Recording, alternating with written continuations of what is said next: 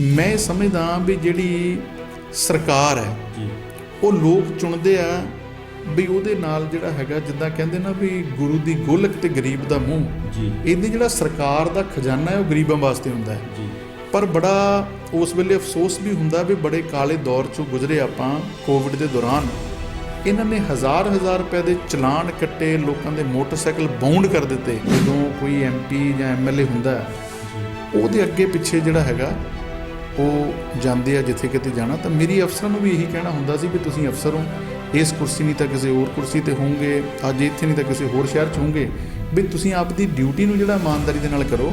ਮੁੱਖ ਮੰਤਰੀ ਬਦਲਣ ਦੇ ਨਾਲ ਜਿਹੜੇ ਮੁੱਦੇ ਨੇ ਜਾਂ ਇਸ਼ੂ ਹੈ ਉਹਨਾਂ ਤੋਂ ਪੰਜਾਬ ਦੇ ਲੋਕਾਂ ਨੂੰ ਆਪਾਂ ਉਹਨਾਂ ਨੂੰ ਗੁੰਮਰਾਹ ਕਰ ਲਵਾਂਗੇ ਤਾਂ ਮੈਂ ਸਮਝਦਾ ਵੀ ਨਹੀਂ ਹੋਣਾ।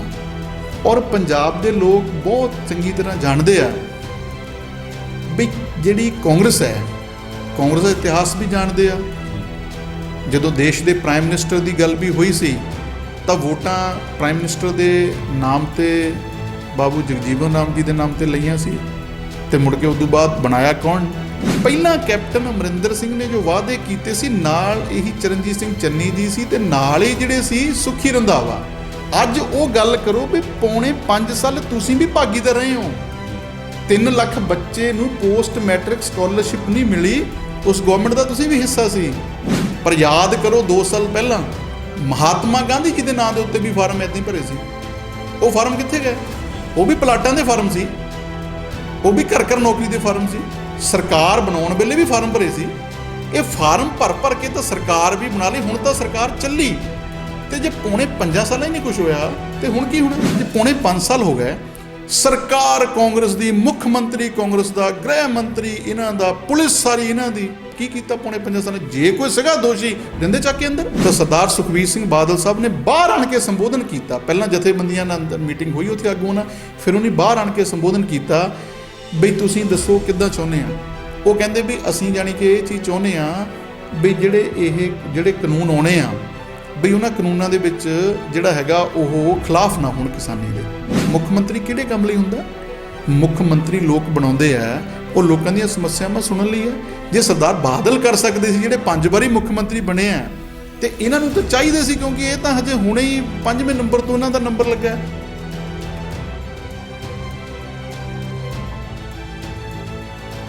ਸਵਾਗਤ ਪੰਜਾਬੀ ਨੈਸ਼ਨਲ ਟੀਵੀ ਦੇਖਦੇ ਦਰਸ਼ਕਾਂ ਦਾ। ਮੈਂ ਗੁਰਨਾਮ ਸਿੰਘ ਬਿਲਗਾ ਤੇ ਇਸ ਵੇਲੇ ਅਸੀਂ ਫਲੌਰ ਹਲਕੇ ਦੇ ਵਿੱਚ ਮੌਜੂਦ ਹਾਂ। ਸਰਦਾਰ ਬਲਦੇਵ ਸਿੰਘ ਖਹਿਰਾ ਐਮਐਲਏ ਫਲੌਰ ਨਾਲ ਕਰਾਂਗੇ ਗੱਲਬਾਤ ਕਿ ਫਲੌਰ ਜਿਸ ਤਰ੍ਹਾਂ ਬਹੁਤ ਲੰਬੇ ਸਮੇਂ ਤੋਂ ਦੇਖਿਆ ਜਾਂਦਾ ਕਿ ਜਿੰਨਾ ਵਿਕਾਸ ਫਲੌਰ ਸ਼ਹਿਰ ਦਾ ਹੋਣਾ ਚਾਹੀਦਾ ਇਹ ਹੋਇਆ ਨਹੀਂ। ਗੱਲ ਕਰਾਂਗੇ ਪੈਟਰੋਲ ਡੀਜ਼ਲ ਦੀਆਂ ਕੀਮਤਾਂ ਨੂੰ ਲੈ ਕੇ ਸੈਂਟਰ ਸਰਕਾਰ ਨੇ ਕੁਝ ਰੇਟ ਘਟਾਏ ਨੇ ਅਤੇ ਅੱਜ ਪੰਜਾਬ ਸਰਕਾਰ ਨੇ ਵੀ ਕੁਝ ਰੇਟ ਘਟਾ ਦਿੱਤੇ ਨੇ। ਪਰ ਬੜੇ ਲੰਬੇ ਸਮੇਂ ਤੋਂ ਫਲੌਰ ਇਸ ਗੱਲ ਲਈ ਵੀ ਮਸ਼ਹੂਰ ਰਿਹਾ ਕਿ ਰੇਤਾ, ਜੂਹਾ ਅਤੇ ਲਾਅ ਐਂਡ ਆਰਡਰ ਦੀ ਸਥਿਤੀ ਨੂੰ ਲੈ ਕੇ ਚਰਚਾ ਦਾ ਵਿਸ਼ਾ ਇਹ ਸ਼ਹਿਰ ਬਣਿਆ ਰਿਹਾ। 5 ਸਾਲ ਦੇ ਨੇੜੇ ਤੇੜੇ ਦਾ ਸਮਾਂ ਸਰਦਾਰ ਬਲਦੇਵ ਸਿੰਘ ਖਹਿਰਾ ਨੂੰ ਨੁਮਾਇੰਦਗੀ ਕਰਦਿਆਂ ਹੋ ਗਿਆ।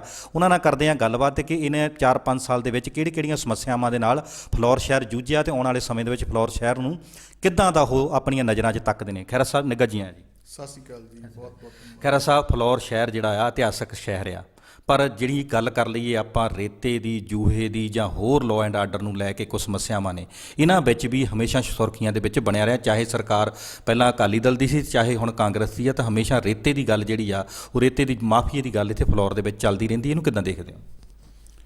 ਦੇਖੋ ਜੀ, ਮੈਂ ਤਾਂ 2017 ਤੋਂ ਜੀ 4 ਮਹੀਨੇ ਪਹਿਲਾਂ ਜੀ ਜੁਆਇਨ ਕੀਤਾ ਸੀ ਜੀ।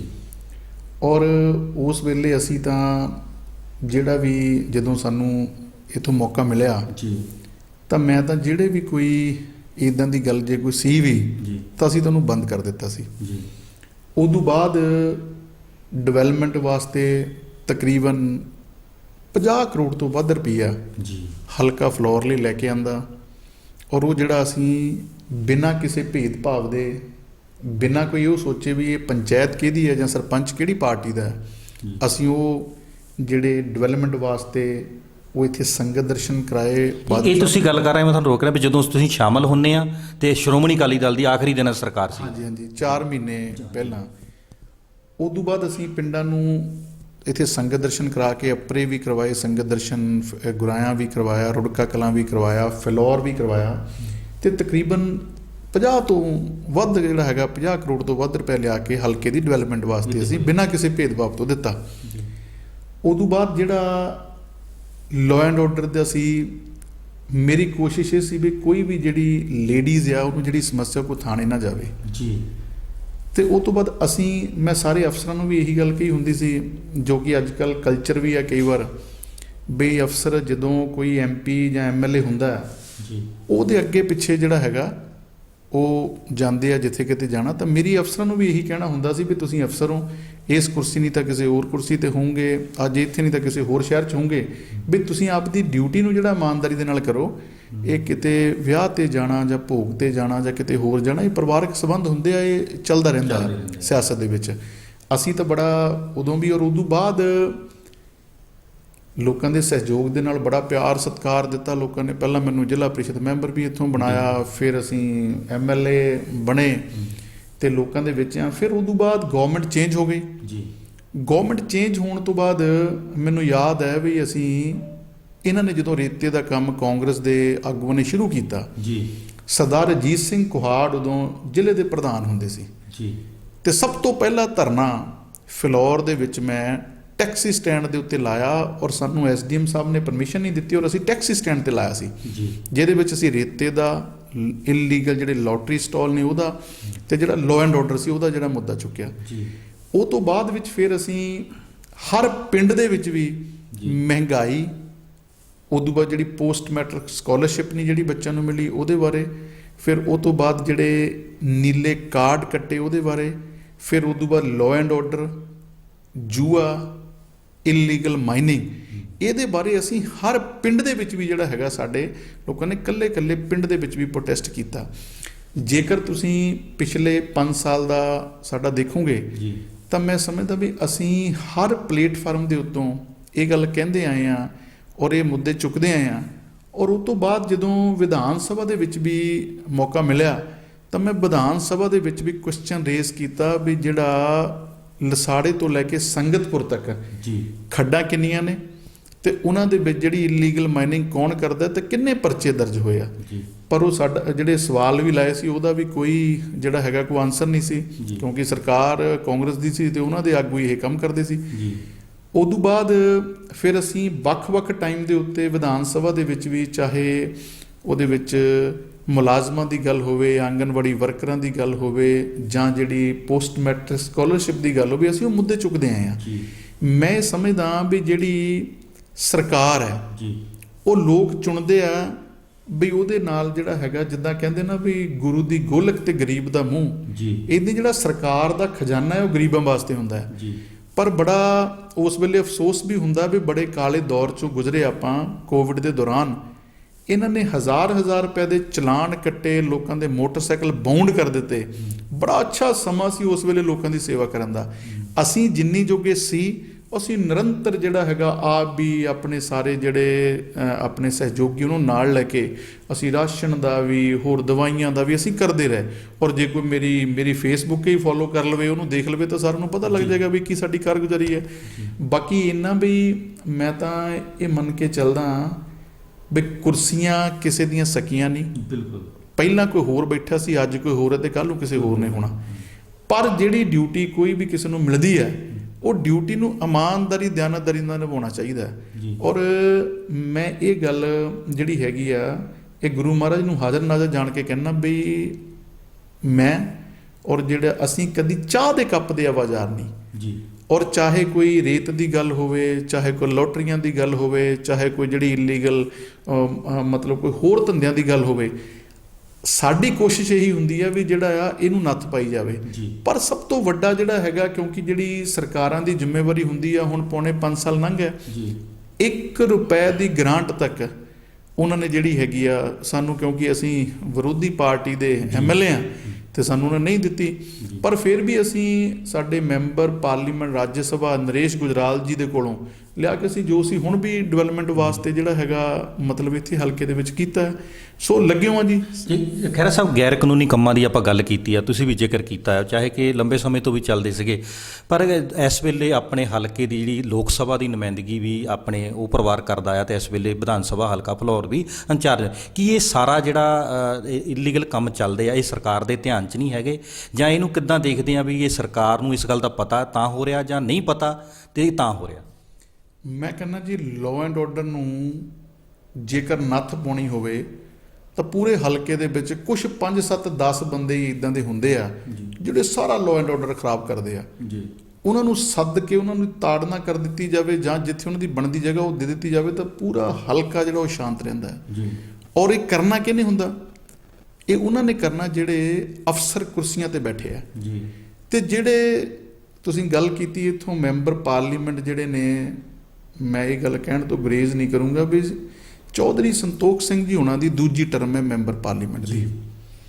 ਔਰ ਇਹ ਗੱਲ ਬੜੇ ਅਫਸੋਸ ਨਾਲ ਕਹਿਣੀ ਪੈਂਦੀ ਹੈ ਵੀ ਜਿਹੜਾ ਉਹਨਾਂ ਦਾ ਗੋਦ ਲਿਆ ਪਿੰਡ ਹੈ ਗੰਨਾ ਪਿੰਡ, ਜੇਕਰ ਤੁਸੀਂ ਉਸ ਗੰਨੇ ਪਿੰਡ ਦੇ ਚਾਰੇ ਹੀ ਰਸਤਿਆਂ ਤੇ ਖੜ ਜਾਓ ਤਾਂ ਤੁਹਾਨੂੰ ਆਪਣੇ ਆਪ ਅੰਦਾਜ਼ਾ ਲੱਗ ਜਾਊਗਾ ਵੀ ਜਿਹੜਾ ਗੰਨੇ ਪਿੰਡ ਦੇ ਵਿੱਚ ਲੋਕ ਜਿਹੜੀ ਘਰਾਂ ਦੇ ਵਿੱਚ ਕਹਿ ਲਓ, ਜਾਂ ਜਿਹੜੀ ਗਲਤ ਜਿਹੜੀ ਤਰੀਕੇ ਨਾਲ ਦਾਰੂ ਤਿਆਰ ਜਿਹੜੀ ਹੁੰਦੀ ਹੈ, ਸਾਰੇ ਪਰਿਵਾਰ ਨਹੀਂ, ਗੰਨੇ ਪਿੰਡ ਦੇ ਵਿੱਚ ਬਹੁਤ ਅੱਛੇ ਪਰਿਵਾਰ ਵੀ ਰਹਿੰਦੇ ਆ, ਬੜੇ ਮਤਲਬ ਜਿਹੜੇ ਨੇ ਉੱਥੇ ਸੂਝਵਾਨ ਲੋਕ ਵੀ ਰਹਿੰਦੇ ਆ, ਪਰ ਜਿਹੜਾ ਇਹਨਾਂ ਦਾ ਗੋਦ ਲਿਆ ਪਿੰਡ ਹੈ ਉਸ ਪਿੰਡ ਨੂੰ ਵੀ ਇਹ ਨਾ ਤਾਂ ਡਿਵੈਲਪਮੈਂਟ ਪੱਖੋਂ, ਨਾ ਉਹਨੂੰ ਜਿਹੜਾ ਹੈਗਾ ਇਹ ਆਪਣੇ ਦਾਰੂ ਦੇ ਪੱਖੋਂ ਜਾਂ ਹੋਰ ਕਿਸੇ ਪੱਖੋਂ ਵੀ ਉਸ ਪਿੰਡ ਨੂੰ ਇਹ ਨਿਜਾਤ ਨਹੀਂ ਦਵਾ ਸਕੇ।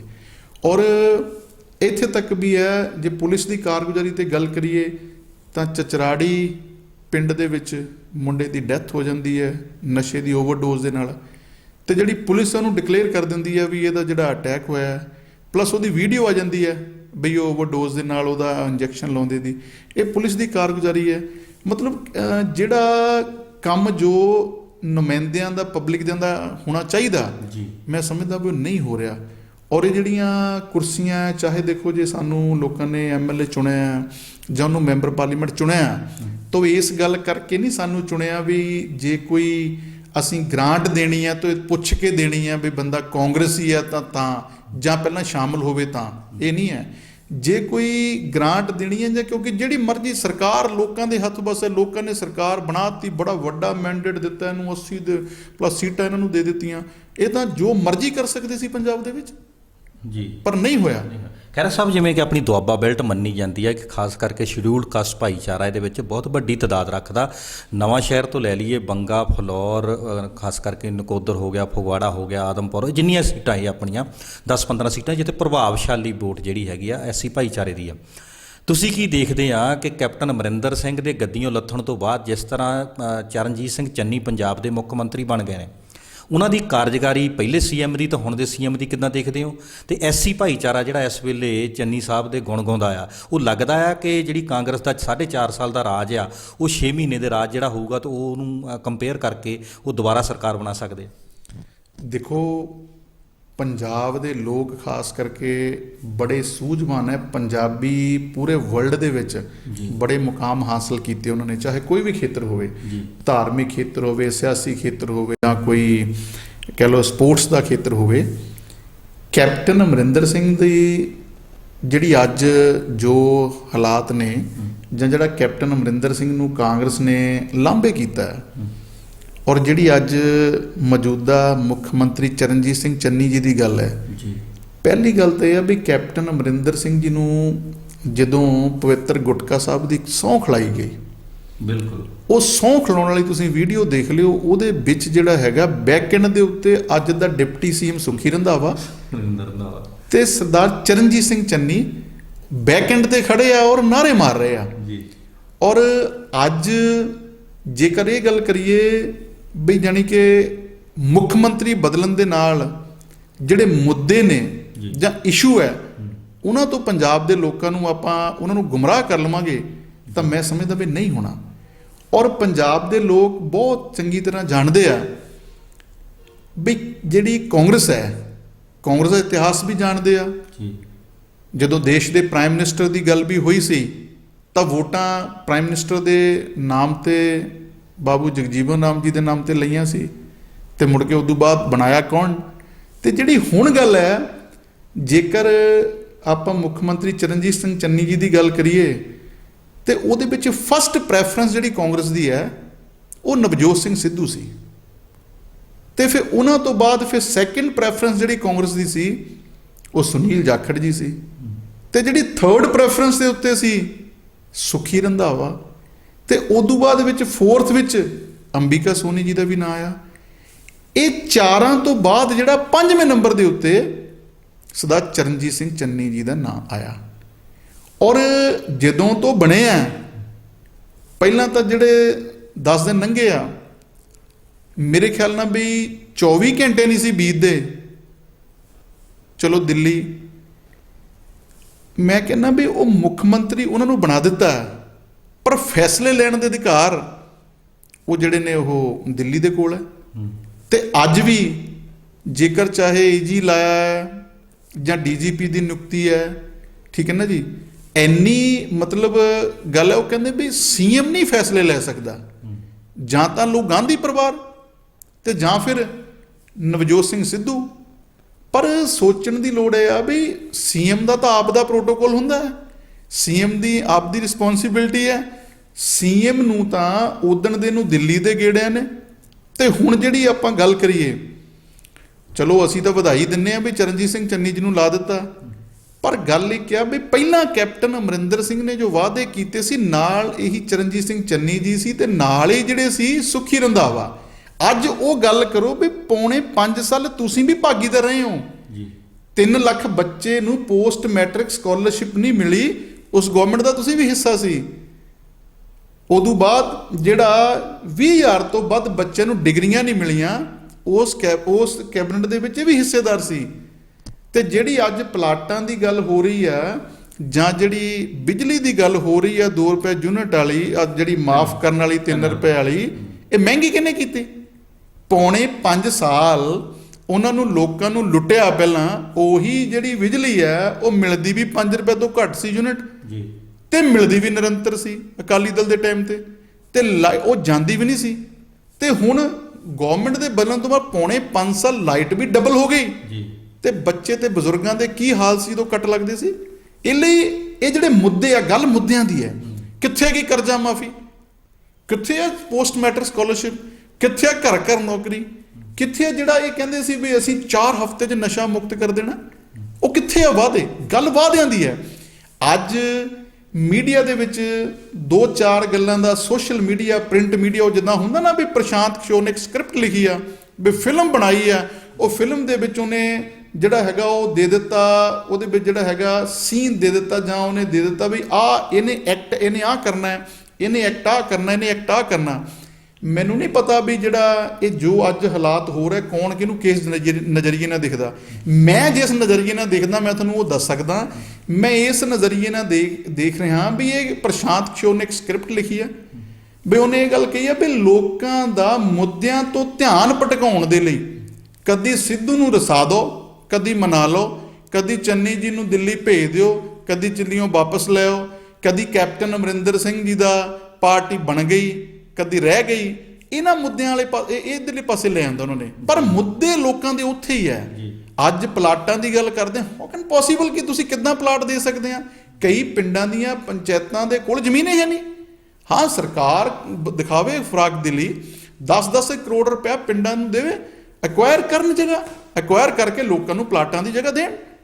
ਉਦੋਂ ਬਾਅਦ ਜਿਹੜੀ ਹੈਗੀ ਗੱਲ ਆਪਣੇ ਲਾਈਟ ਦੀ ਮਾਫ ਕਰਨ ਲਈ, ਬਿੱਲ ਤਾਂ ਇੱਕ ਹੋਣਾ ਜੀ, ਚੋਣ ਜਾਬਤਾ ਲੱਗਣ ਲੱਗਾ। ਤੇ ਜਿਹੜਾ ਪੌਣੇ 5 ਸਾਲ ਜਿਹੜਾ 10 ਰੁਪਏ ਯੂਨਿਟ ਤੱਕ ਲਿਆ ਇਹਨਾਂ ਨੇ, ਉਹ ਜਿਹੜਾ ਹਾਂ ਦਿਖਾਉਣ ਫਰਾਕ ਦੇ ਲਈ, ਉਹ ਵਾਪਸ ਕਰਨ ਲੋਕਾਂ ਨੂੰ। ਮੋਟੇ ਤੌਰ ਤੇ ਜਿਹੜਾ ਕਾਂਗਰਸ ਨੇ ਪੈਂਤੜਾ ਖੇਡਿਆ ਵੀ ਉੱਤਰ ਭਾਰਤ ਦੇ ਵਿੱਚ ਕੋਈ ਵੀ ਐਸਸੀ ਜਿਹੜਾ ਮੁੱਖ ਮੰਤਰੀ ਨਹੀਂ ਸੀ, ਉਹ ਨਹੀਂ ਲਾਤਾ, ਮੰਨ ਲਈਏ ਵੀ ਉਹਨੇ ਪੈਂਤੜਾ ਖੇਡਿਆ, ਕੀ ਉਹ ਪੈਂਤੜਾ ਇਸ ਵੇਲੇ ਕਾਮਯਾਬ ਹੁੰਦਾ ਜਾ ਰਿਹਾ ਆ? ਕਿ ਲੋਕਾਂ ਦੇ ਵਿੱਚ ਇਹ ਗੱਲ ਜਾਊਗੀ ਕਿ ਐਸਸੀ ਭਾਈਚਾਰੇ ਦਾ ਮੁੱਖ ਮੰਤਰੀ ਲੱਗਾ, ਤੇ ਦੁਆਬੇ ਦੀ ਬੈਲਟ ਤੇ ਕੀ ਅਸਰ ਪਊਗਾ ਇਹਦਾ? ਦੇਖੋ, ਮੈਂ ਤਾਂ ਫਿਰ ਉਹੀ ਗੱਲ ਕਹਿਣਾ ਵੀ ਜਿਹੜਾ ਪੰਜਾਬ ਹੈ, ਪੰਜਾਬ ਦੇ ਵਿੱਚ ਜਿਹੜੇ ਪੰਜਾਬੀ ਹੈ ਉਹ ਬੜੀ ਅੱਛੀ ਸੋਚ ਰੱਖਦੇ ਆ, ਉਹਨਾਂ ਨੇ ਬੜੇ ਮੁਕਾਮ ਹਾਸਲ ਕੀਤੇ ਆ। ਗੱਲ ਮੁੱਦਿਆਂ ਦੀ ਹੈ। ਚਰਨਜੀਤ ਸਿੰਘ ਚੰਨੀ ਜਿਹਨੂੰ ਮੌਕਾ ਮਿਲਿਆ ਉਹਨਾਂ ਨੇ ਦੇਖੋ ਕਹਿਣਾ ਨਹੀਂ ਚਾਹੀਦਾ, ਅੱਛੀ ਗੱਲ ਹੈ, ਗਰੀਬ ਪਰਿਵਾਰ ਦੇ ਘਰ ਬੈਠ ਕੇ ਜਿਹੜੀ ਦੀਵਾਲੀ ਮਨਾਉਣੀ ਅੱਛੀ ਗੱਲ ਹੈ, ਅਸੀਂ ਉਹਨੂੰ ਮਾੜਾ ਨਹੀਂ ਕਹਿੰਦੇ, ਪਰ ਕਿੰਨੇ ਲੋਕ ਗਰੀਬ ਨੇ, ਠੀਕ ਹੈ ਨਾ ਜੀ। ਇੱਕ ਦੇ ਘਰ ਆਪਾਂ ਦੀਵਾਲੀ ਮਨਾ ਕੇ ਇੱਕ ਦੇ ਉਹ ਕਰਕੇ ਨਾਮ ਦੇ ਉੱਤੇ ਰਜਿਸਟਰੀਆਂ, ਠੀਕ, ਇੱਕ ਦੇ ਉੱਤੇ ਉਹਦੀ ਲਾਲ ਲਕੀਰ ਵਾਲੀ ਕਰਕੇ, ਕੀ ਪੂਰੇ ਪੰਜਾਬ ਦੇ ਵਿੱਚ ਉਹ ਜਿਹੜਾ ਹੈਗਾ ਉਹ ਅਡਾਪਟ ਹੋ ਗਿਆ? ਕੀ ਉਹ ਜਿਹੜੀ ਸਕੀਮ ਹੈ ਪੂਰੇ ਪੰਜਾਬ 'ਚ ਲਾਗੂ ਹੋ ਗਈ? ਉਹਦਾ ਕੀ ਜਿਹੜਾ ਹੈਗਾ ਜੋ ਤੁਸੀਂ ਵਾਅਦਾ ਕੀਤਾ ਹੈ ਜਾਂ ਜੋ ਤੁਸੀਂ ਕਰ ਰਹੇ ਹੋ, ਕੀ ਉਹ ਥੱਲੇ ਤੱਕ ਤੁਹਾਡਾ ਇੰਪਲੀਮੈਂਟ ਹੋ ਗਿਆ? ਜੇ ਇੱਕ ਦੇ ਕਰਨ ਤੋਂ ਬਾਅਦ ਮੀਡੀਆ 'ਚ ਫਲੈਸ਼ ਹੋ ਗਿਆ, ਉਹ ਬਾਕੀਆਂ ਤੱਕ ਨਹੀਂ ਪਹੁੰਚਿਆ, ਤਾਂ ਮੈਂ ਸਮਝਦਾ ਫਿਰ ਕੈਪਟਨ ਅਮਰਿੰਦਰ ਸਿੰਘ ਹੋਰਾਂ 'ਚ ਫਰਕ ਕੋਈ ਨਹੀਂ ਹੈ। ਕਿਉਂਕਿ ਫਾਰਮ ਹੁਣ ਅੱਜ ਜਿਹੜੇ ਫਾਰਮ 2 ਦਿਨ ਪਹਿਲਾਂ ਭਰੇ ਗਏ, ਨਕੋਦਰ ਵੀ ਭਰੇ, ਤੁਹਾਡੇ ਫਲੋਰ ਵੀ, ਸਾਡੇ ਇੱਥੇ ਚੌਧਰੀ ਸੰਤੋਖ ਸਿੰਘ ਹੁਣੀ ਵੀ ਗਏ, ਉਹਨਾਂ ਨੇ ਵੀ ਬੜਾ ਸਾਰਾ ਲਾਮ ਲਸ਼ਕਰ ਸੱਦਿਆ। ਪਰ ਯਾਦ ਕਰੋ 2 ਸਾਲ ਪਹਿਲਾਂ ਮਹਾਤਮਾ ਗਾਂਧੀ ਜੀ ਦੇ ਨਾਂ ਦੇ ਉੱਤੇ ਵੀ ਫਾਰਮ ਇੱਦਾਂ ਹੀ ਭਰੇ ਸੀ।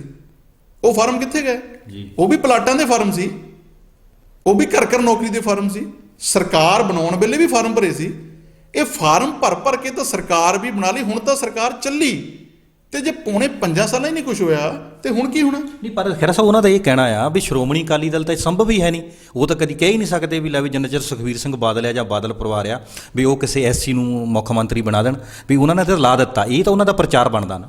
ਦੇਖੋ, ਸ਼੍ਰੋਮਣੀ ਅਕਾਲੀ ਦਲ ਦੇ ਪ੍ਰਧਾਨ ਸਰਦਾਰ ਸੁਖਬੀਰ ਸਿੰਘ ਬਾਦਲ ਸਾਹਿਬ ਨੇ ਜਿੱਦਣ ਦਾ ਐਲਾਨ ਕੀਤਾ ਵੀ ਡਿਪਟੀ ਸੀਐਮ ਜਿਹੜਾ ਉਹ ਐਸਸੀ ਭਾਈਚਾਰੇ 'ਚੋਂ ਬਣਾਉਣਾ ਹੈ, ਉਦਣ ਦੀ ਯਾਦ ਕਿਉਂ ਨਹੀਂ ਆਈ? ਉਦਣ ਦੀ ਹੀ ਯਾਦ ਆਈ ਸਾਰਿਆਂ ਨੂੰ, ਉਦੋਂ ਪਹਿਲਾਂ ਕਿਉਂ ਨਹੀਂ? ਤੇ ਹੁਣ ਵੀ ਜਿਹੜਾ ਹੈ ਇਹ 2 ਮਹੀਨੇ 3 ਮਹੀਨੇ ਲਈ ਹੈ। ਔਰ ਮੈਂ ਫੇਰ ਦੱਸਿਆ ਬਈ ਇਹ ਉਹਨਾਂ ਦੀ ਚੁਆਇਸ ਨਹੀਂ ਸੀ, ਮਜਬੂਰੀ ਸੀ। ਪਹਿਲਾ ਚੁਆਇਸ ਨਵਜੋਤ ਸਿੰਘ ਸਿੱਧੂ ਸੀ, ਦੂਜੀ ਚੁਆਇਸ ਸੁਨੀਲ ਜਾਖੜ ਜੀ ਸੀ, ਤੀਜੀ ਚੁਆਇਸ ਅੰਬਿਕਾ ਸੋਨੀ, ਚੌਥੀ ਸੁੱਖੀ ਰੰਧਾਵਾ, 5ਵੇਂ ਦੇ ਉੱਤੇ ਜਾ ਕੇ ਚਰਨਜੀਤ ਸਿੰਘ ਚੰਨੀ। ਹਾਂ, ਜੇ ਕਾਂਗਰਸ ਨੇ ਇਹ ਗੱਲ ਕਰਨੀ ਹੁੰਦੀ ਤਾਂ ਸਿੱਧਾ ਕਹਿੰਦੇ ਵੀ ਜਿਹੜਾ ਸੀਐਮ ਹੈ ਉਹ ਚਰਨਜੀਤ ਸਿੰਘ ਚੰਨੀ ਨੂੰ ਲਾਤਾ। ਮੈਂ ਸਮਝਦਾ ਵੀ ਜੇਕਰ ਕਾਂਗਰਸ ਨੇ ਲਾਇਆ ਤਾਂ ਉਹਦੇ ਮਗਰ ਵੀ ਸਰਦਾਰ ਸੁਖਬੀਰ ਸਿੰਘ ਬਾਦਲ ਨੇ ਜੋ ਫੈਸਲਾ ਲਿਆ ਉਹ ਬਹੁਤ ਵੱਡਾ ਹੱਥ ਹੈ। ਔਰ ਜਿਹੜੀਆਂ ਗੱਲ ਅੱਜ ਹੁੰਦੀ ਹੈ ਜੋ ਐਸਸੀ ਭਾਈਚਾਰੇ ਦੇ ਲਈ ਜੋ ਸ਼੍ਰੋਮਣੀ ਅਕਾਲੀ ਦਲ ਨੇ ਪਹਿਲਾਂ ਕੀਤਾ, ਅਕਾਲੀ ਦਲ ਦਾ ਰਾਜ ਸੀ, ਪੋਸਟ ਮੈਟ੍ਰਿਕ ਸਕਾਲਰਸ਼ਿਪ ਤੋਂ ਕੋਈ ਨਿਆਣਾ ਵਾਂਝਾ ਨਹੀਂ ਸੀ, ਉਹਨੂੰ ਐਡਮਿਸ਼ਨ ਮਿਲਦੀ ਸੀ ਜੀ। 200 ਯੂਨਿਟ ਕਿਹਾ ਸੀ ਤਾਂ ਮਾਫ ਸੀ। ਨੀਲੇ ਕਾਰਡਾਂ ਤੇ ਠੀਕ ਹੈ, ਨੀਲੇ ਅੱਜ ਬਿਆਨ ਦਿੰਦੇ ਆ ਕਈ ਵਾਰੀ ਵੀ ਨੀਲੇ ਕਾਰਡ ਠੀਕ ਹੈ, ਅਸੀਂ ਮੰਨਦੇ ਹਾਂ ਨੀਲੇ ਕਾਰਡਾਂ ਤੋਂ ਕਿਸੇ ਨੇ ਗਰੀਬ ਤੋਂ ਅਮੀਰ ਨਹੀਂ ਹੋ ਜਾਣਾ, ਪਰ ਕਿਸੇ ਮਿਨਿਸਟਰਾਂ ਦੇ ਉਹ ਕਣਕ ਦਾ ਘੁਟਾਲਾ ਕਰਨ ਦੇ ਨਾਲੋਂ, ਗਡਾਨਾਂ 'ਚ ਸੜਨ ਦੇ ਨਾਲੋਂ, ਸੁਆਹ ਹੋਣ ਦੇ ਨਾਲੋਂ ਤਾਂ ਕਿਸੇ ਗਰੀਬ ਦੇ ਮੂੰਹ 'ਚ ਪੈ ਜਾਵੇ ਉਹ ਜ਼ਿਆਦਾ ਵਧੀਆ ਹੈ। ਤੇ ਇਹਦੇ ਲਈ ਹੁਣ ਮੁੱਦਿਆਂ ਦੀ ਗੱਲ ਹੈ, ਜੇਕਰ ਜਿੰਨੀਆਂ ਸਕੀਮਾਂ ਹੈ ਉਹ ਸਾਰੀਆਂ ਤਾਂ ਅਕਾਲੀ ਦਲ ਦੀਆਂ ਹੈ। ਨੀਲੇ ਕਾਰਡ ਅਕਾਲੀ ਦਲ ਦੀ ਸਕੀਮ ਹੈ, 200 ਯੂਨਿਟ ਬਿਜਲੀ ਦੇ ਅਕਾਲੀ ਦਲ ਦੀ ਸਕੀਮ ਹੈ, ਸ਼ਗਨ ਸਕੀਮ ਅਕਾਲੀ ਦਲ ਦੀ ਹੈ, ਪੈਨਸ਼ਨ ਅਕਾਲੀ ਦਲ ਦੀ ਸਕੀਮ ਹੈ। ਇਹਨਾਂ ਦੇ ਧੀਆਂ ਨੂੰ ਦੇਣ ਵਾਲੇ ਸਾਈਕਲ ਬੰਦ ਕਰਤੇ, ਸਪੋਰਟਸ ਤੇ ਕਬੱਡੀਆਂ ਦੇ ਮੈਚ ਬੰਦ ਕਰ ਦਿੱਤੇ, ਜਿਹੜੇ ਸਕੂਲ ਸੀ ਉਹ ਬੰਦ ਕਰ ਦਿੱਤੇ। ਸਮਾਰਟ ਸਕੂਲ ਉਹ NRI ਜਾਂ ਪਿੰਡਾਂ ਵਾਲਿਆਂ ਦੇ ਕੋਲੋਂ ਰੰਗ ਕਰਵਾ ਲੈਂਦੇ, ਉਹ ਕਹਿੰਦੇ ਜੀ ਇੰਨੇ ਸਮਾਰਟ ਸਕੂਲ ਬਣਾ ਦਿੱਤੇ। ਦੱਸੋ ਸਮਾਰਟ ਸਕੂਲ ਐਂ ਥੋੜੀ ਬਣਦੇ ਆ ਜੀ। ਸਮਾਰਟ ਸਕੂਲ ਜੇ ਦੇਖਣੇ ਆ ਤੁਸੀਂ ਤਾਂ ਸਰਦਾਰ ਬਾਦਲ ਨੇ ਮੈਰੀਟੋਰੀਅਸ ਸਕੂਲ ਬਣਾਏ ਸੀ, ਜਿਨ੍ਹਾਂ ਦੇ ਵਿੱਚ ਔਖੇ ਸਮੇਂ ਦੇ ਵਿੱਚ ਕੋਵਿਡ ਦੇ ਵਿੱਚ ਵੀ ਉਹਨਾਂ ਮਰੀਜ਼ਾਂ ਦਾ ਉੱਥੇ ਇਲਾਜ ਹੁੰਦਾ ਸੀ, ਠੀਕ ਹੈ ਨਾ ਜੀ। ਔਰ ਉਦੋਂ ਬਾਅਦ ਵਿੱਚ ਹੁਣ ਇੱਕ ਦਿਨ ਦੇਖਿਆ ਹੋਣਾ ਤੁਸੀਂ, ਸਰਦਾਰ ਚਰਨਜੀਤ ਸਿੰਘ ਚੰਨੀ ਜੀ ਨੇ ਉੱਥੇ ਜਲੰਧਰ ਸਪੋਰਟਸ ਦੇ ਵਿੱਚ ਉਹਨਾਂ ਨੇ ਉਹ ਜਿਹੜਾ ਸੀਗਾ ਹਾਕੀ ਦਾ, ਉਹਦੇ ਵਿੱਚ ਜਿਹੜਾ ਹੈਗਾ ਕੀਪਰੀ ਕੀਤੀ। ਪਰ ਸੋਚਣ ਦੀ ਗੱਲ ਇਹ ਆ ਵੀ ਉਹ ਸਟੇਡੀਅਮ ਬਣਾਉਣ ਵਾਲੇ ਕੌਣ ਸੀ? ਸ਼੍ਰੋਮਣੀ ਅਕਾਲੀ ਦਲ, ਸਰਦਾਰ ਸੁਖਬੀਰ ਸਿੰਘ ਬਾਦਲ। ਜੇ ਉਹਦੀ ਗਹਿਰਾਈ 'ਚ ਜਾਉਂ ਤਾਂ ਅੱਜ ਉਹਨਾਂ ਦੇ ਸਟੇਡੀਅਮਾਂ ਦੇ ਵਿੱਚ ਮੌਜੂਦਾ ਮੁੱਖ ਮੰਤਰੀ ਜਿਹੜਾ ਉਹ ਕੀਪਰੀ ਕਰਕੇ ਦੱਸ ਰਿਹਾ, ਪਰ ਬਣਾਉਣ ਵਾਲੇ ਸਰਦਾਰ ਸੁਖਬੀਰ ਸਿੰਘ ਬਾਦਲ। ਨਹੀਂ, ਤੁਹਾਡਾ ਕਹਿਣ ਦਾ ਮਤਲਬ ਅਕਾਲੀ ਦਲ ਵੇਲੇ ਕੰਮ ਜ਼ਿਆਦਾ ਹੋਏ, ਪਰ ਖਹਿਰਾ ਸਾਹਿਬ ਇੱਕ ਗੱਲ ਦੱਸਿਓ ਵੀ ਜਿਵੇਂ 2 ਗੱਲਾਂ ਵੱਡੀਆਂ ਨੇ, ਇੱਕ ਬੇਅਦਬੀ ਦਾ ਮਸਲਾ ਤੇ ਇੱਕ ਚਿੱਟੇ ਦਾ ਮਸਲਾ, ਇਹ ਦੋਨੇ ਚੀਜ਼ਾਂ ਹਜੇ ਵੀ ਸ਼੍ਰੋਮਣੀ ਅਕਾਲੀ ਦਲ ਦੀ ਕਹਿ ਸਕਦੇ ਖਹਿੜਾ ਨਹੀਂ ਛੱਡ ਰਹੀਆਂ। ਕਿਤੇ ਨਾ ਕਿਤੇ ਜਾ ਕੇ ਸਵਾਲ ਲੋਕ ਕਰਦੇ ਨੇ, ਲੋਕਾਂ 'ਚ ਜਾਣ ਲਈ ਜਾਂ ਸਰਕਾਰ ਬਣਾਉਣ ਲਈ ਸਮਰੱਥ ਇਸ ਵੇਲੇ ਅਕਾਲੀ ਦਲ ਹੋ ਗਿਆ ਜਾਂ ਹਜੇ ਵੀ ਕਿਤੇ ਨਾ ਕਿਤੇ ਕੁਅੜਚਣ ਆ ਰਹੀ ਹੈ? ਦੇਖੋ ਜੀ, ਜਿਹੜੀ ਬੇਅਦਬੀ ਦੀ ਗੱਲ ਹੈ ਜੀ, ਬੇਅਦਬੀ ਦੀ ਗੱਲ ਅੱਜ ਤਕਰੀਬਨ 6 ਸਾਲ ਦਾ ਅਰਸਾ ਹੋ ਗਿਆ। ਸ਼੍ਰੋਮਣੀ ਅਕਾਲੀ ਦਲ ਦਾ ਰਾਜ ਸੀ, ਸਰਦਾਰ ਪ੍ਰਕਾਸ਼ ਸਿੰਘ ਬਾਦਲ ਮੁੱਖ ਮੰਤਰੀ ਸੀ। ਪਹਿਲਾਂ ਵੀ ਬੜਾ ਲੰਬਾ ਸਮਾਂ ਉਹਨਾਂ ਨੇ 2-3 ਮਤਲਬ 3 ਟਰਮਾਂ ਤੋਂ ਵੱਧ ਜਿਹੜਾ ਮੁੱਖ ਮੰਤਰੀ ਰਹੇ। ਕੀ ਕੋਈ ਸਰਕਾਰ ਚਾਹੂਗੀ ਕਿ ਕੋਈ ਮੁੱਖ ਮੰਤਰੀ ਚਾਹੂਗਾ ਵੀ ਉਹਦੇ ਰਾਜ ਦੇ ਵਿੱਚ, ਔਰ ਉਹ ਵੀ ਉਹ ਮੁੱਖ ਮੰਤਰੀ ਜਿਹੜੇ ਸ਼੍ਰੀ ਗੁਰੂ ਗ੍ਰੰਥ ਸਾਹਿਬ ਮਹਾਰਾਜ ਦਾ ਓਟ ਆਸਰਾ ਲੈ ਕੇ ਚੱਲਦੇ ਆ, ਵੀ ਉਹਨਾਂ ਦੇ ਰਾਜ ਦੇ ਵਿੱਚ ਇਦਾਂ ਹੋਵੇ? ਜਿਹੜੇ ਕੁਝ ਲੋਕ ਜਿਹੜੇ ਚਾਹੁੰਦੇ ਆ ਸਮਾਜ 'ਚ ਨਫ਼ਰਤ ਫੈਲਾਉਣਾ, ਜਾਂ ਜਿਹੜੇ ਚਾਹੁੰਦੇ ਆ ਵੀ ਭਾਈਚਾਰਕ ਸਾਂਝ ਕਿੱਦਾਂ ਤੋੜੀ ਜਾਵੇ, ਉਹ ਪਹਿਲਾਂ ਵੀ ਸੀ ਅੱਜ ਵੀ ਆ।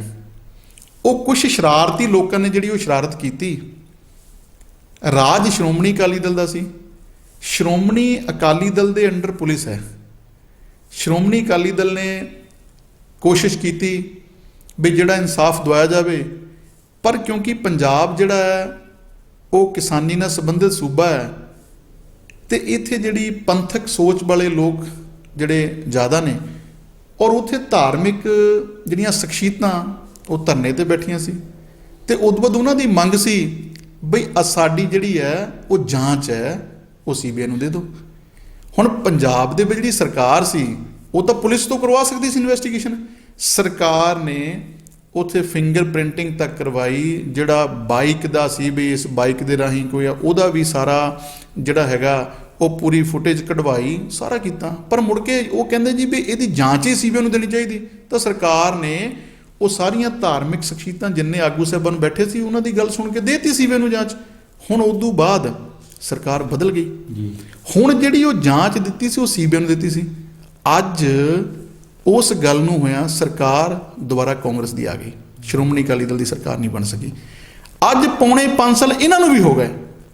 ਜੇਕਰ ਦੇਖੋ ਦੂਸ਼ਣ ਲਾਉਣਾ ਬੜਾ ਸੌਖਾ ਆ, ਕਿਸੇ ਦੇ ਉੱਤੇ ਵੀ ਕੋਈ ਗੱਲ ਕਹਿ ਦੇਣੀ ਉਹ ਬੜੀ ਸੌਖੀ ਹੈ, ਉਹਨੂੰ ਫੈਕਟਸ ਔਰ ਉਹਨੂੰ ਤੱਥਾਂ ਦੇ ਆਧਾਰ ਤੇ ਪ੍ਰੂਫ ਕਰਨਾ ਬਹੁਤ ਵੱਡੀ ਗੱਲ ਹੈ। ਔਰ ਉਹ ਜਿਹੜੀ ਚੀਜ਼ ਹੈ, ਅੱਜ ਪੌਣੇ 5 ਸਾਲ ਹੋ ਗਏ ਸਰਕਾਰ ਕਾਂਗਰਸ ਦੀ, ਮੁੱਖ ਮੰਤਰੀ ਕਾਂਗਰਸ ਦਾ, ਗ੍ਰਹਿ ਮੰਤਰੀ ਇਹਨਾਂ ਦਾ, ਪੁਲਿਸ ਸਾਰੀ ਇਹਨਾਂ ਦੀ, ਕੀ ਕੀਤਾ ਪੌਣੇ 5 ਸਾਲ? ਜੇ ਕੋਈ ਸੀਗਾ ਦੋਸ਼ੀ ਦਿੰਦੇ ਚੱਕ ਕੇ ਅੰਦਰ। ਉਹ ਤਾਂ ਕਹਿੰਦੇ ਕੈਪਟਨ ਸਾਹਿਬ ਦੀ, ਸੁਖਬੀਰ ਬਾਦਲ ਦੀ ਇੱਕ ਗੱਲ ਤਾਂ ਨਹੀਂ ਕਾਰਵਾਈ ਹੋਈ, ਤੇ ਇਹ ਨਾਲੇ ਹੀ ਸੀ ਸਾਰੇ ਕੈਬਨਿਟ ਦਾ ਹਿੱਸਾ ਪੌਣੇ 5 ਸਾਲ। ਇਹ ਅੱਜ ਕਿਉਂ ਨਾ ਚੇਤਾ ਆਉਂਦਾ? ਫਿਰ ਦਿੰਦੇ ਰਿਜ਼ਾਈਨ। ਅੱਜ ਸਿੱਧੂ ਛੋਟੀ ਜਿਹੀ ਗੱਲ ਦੇ ਉੱਤੇ ਰਿਜ਼ਾਈਨ ਚੱਕ ਕੇ ਮਾਰਦਾ ਸਾਈਡ ਦੇ ਉੱਤੇ, ਤਾਂ ਉਦੋਂ ਕਿਉਂ ਨਹੀਂ ਦਿੱਤਾ? ਇਹ ਕਿਉਂ ਹਿੱਸਾ ਬਣੇ ਰਹੇ? ਇਹ ਸਾਰੇ ਦੇ ਸਾਰੇ ਅੱਜ ਸੁੱਖੀ ਰੰਧਾਵਾ ਜੇ ਉਹਨੂੰ ਮਿਲ ਗਿਆ ਜਿਹੜਾ ਹੈਗਾ ਹੋਮ ਤੇ ਆ ਚੁੱਪ ਹੈ, ਤਾਂ ਫਿਰ ਕਿਉਂ ਨਹੀਂ ਕੀਤਾ? ਉਦੋਂ ਸਾਈਡ ਤੇ ਹੁੰਦੇ। ਉਦੋਂ ਤਾਂ ਮਿਨਿਸਟਰ ਇਹ ਸਾਰੇ ਕੈਪਟਨ ਅਮਰਿੰਦਰ ਸਿੰਘ ਦੇ ਸੱਜੇ ਖੱਬੇ, ਕੋਈ ਕੈਪਟਨ ਅਮਰਿੰਦਰ ਸਿੰਘ ਨੂੰ ਆਪਣਾ ਬਾਪ ਕਹਿੰਦਾ ਸੀ, ਕੋਈ ਕਹਿੰਦਾ ਸੀ ਕੈਪਟਨ ਅਮਰਿੰਦਰ ਸਿੰਘ ਵਰਗਾ ਜਿਹੜਾ ਹੈਗਾ ਕੈਪਟਨ ਹੀ ਕੋਈ ਨਹੀਂ ਹੈ। ਸਾਰੇ ਗੱਲ ਕਹਿੰਦੇ। ਅੱਜ ਜਦੋਂ ਪੌਣੇ 5 ਸਾਲ ਲੰਘ ਗਏ, ਜਦੋਂ ਦੇਖਿਆ ਵੀ ਇਹ ਕੈਪਟਨ ਤੋਂ ਗੱਲ ਸੂਤ ਨਹੀਂ ਆਉਂਦੀ, ਤੇ ਅੱਜ ਕੈਪਟਨ ਨੂੰ ਉਹਨਾਂ ਨੇ ਸਾਈਡ ਤੇ ਕਰ ਦਿੱਤਾ। ਮੈਂ ਔਰ ਜੇ ਗੱਲ ਇਹ ਜਿਹੜੀ ਹੈਗੀ ਇਹ ਰਿਜ਼ਾਈਨ ਕਰਦੇ, ਇਹ ਸਾਈਡ ਤੇ ਹੁੰਦੇ, ਕਿਉਂ ਦਾ ਹਿੱਸਾ ਬਣੇ ਰਹੇ ਪੌਣੇ 5 ਸਾਲ? ਇਹਦੇ ਲਈ ਔਰ ਮੈਂ ਇੱਕ ਗੱਲ ਹੋਰ ਤੁਹਾਨੂੰ ਕਹਿਣਾ, ਦੁਨੀਆ ਦੇ ਵਿੱਚ ਕੋਈ ਵੀ ਅਫਸਰ, ਕੋਈ ਵੀ ਪੋਲੀਟੀਸ਼ੀਅਨ, ਕੋਈ ਵੀ ਲੀਡਰ, ਕੋਈ ਵੀ ਇਨਸਾਨ ਇੱਦਾਂ ਦਾ ਨਹੀਂ ਜਿਹੜਾ ਗੁਰੂ ਸਾਹਿਬ ਨੂੰ ਇਨਸਾਫ ਦਵਾਵੇ।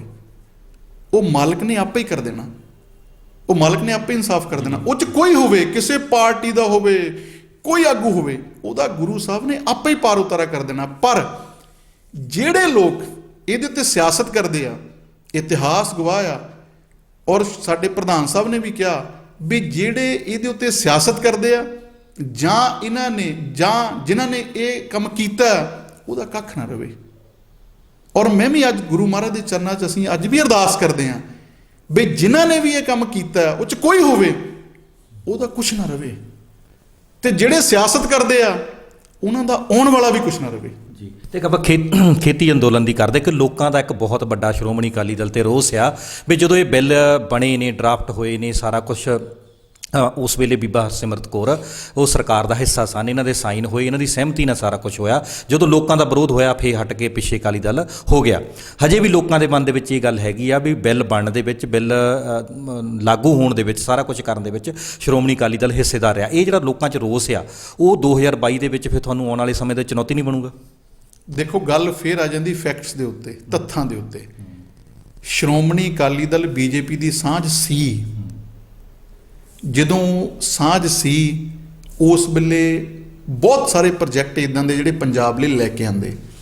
ਕਰਤਾਰਪੁਰ ਸਾਹਿਬ ਦਾ ਲਾਂਘਾ, ਵੱਡੇ ਵੱਡੇ ਫੂਡ ਪਾਰਕ, ਬਠਿੰਡਾ ਦੇ ਵਿੱਚ ਏਮਸ ਹਸਪੀਟਲ, ਬਹੁਤ ਵੱਡੇ ਵੱਡੇ ਜਿਹੜੇ ਬ੍ਰਿਜ ਹੈ, ਇਹ ਸਾਂਝ ਸੀ, ਗੱਠਜੋੜ ਸੀ, ਤਾਂ ਹੀ ਲੈ ਕੇ ਆਏ।